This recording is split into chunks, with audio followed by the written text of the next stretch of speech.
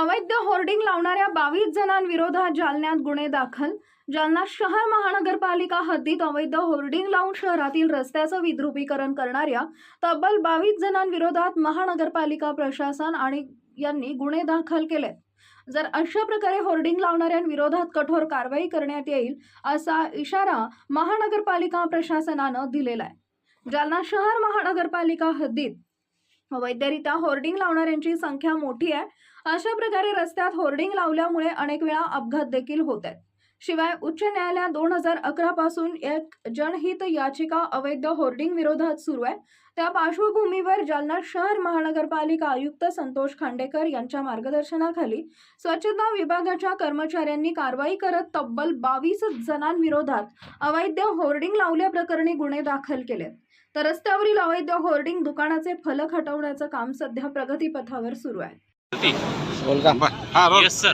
Sir, Jalna शहर महानगरपालिकेच्या वतीने 4 दिवसांमध्ये किती अनधिकृत होर्डिंगवर कारवाई करण्यात आली आणि महानगरपालिका सध्या ॲक्शन मोडवर आहे, काय सांगाल? या संदर्भात आपण सततच अनधिकृत होर्डिंग आहेत हे काढण्याचा प्रयत्न करतो, परंतु आपण अशा हार्श आणि अशा टोकाच्या ट्रीटमेंट आतापर्यंत केल्या होत्या। काही ठिकाणी दंड वसूल केले होते, परंतु 18 नोव्हेंबर 2024 रोजी 155/2011 गेल्या जवळजवळ 14 वर्षापासून त्यामध्ये आपलं राज्याचं हायकोर्ट फॉलो केलं आणि त्यामध्ये मोठ्या प्रमाणात ह्या कारवाई होणं अपेक्षित होतं। त्या अनुषंगानं जो 18 तारखेला जो निर्णय झाला तेव्हापासून आम्ही सर्वांना सूचना दिल्या होत्या की यापुढे महानगरपालिका हद्दीमध्ये कोणत्याही स्वरूपात अनधिकृत स्वरूपाची जाहिरात खपवून घेतली जाणार नाही।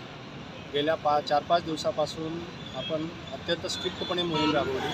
साधारणपणे 23 अनधिकृत होर्डिंग्सवर आपण कारवाई केलेली आहे।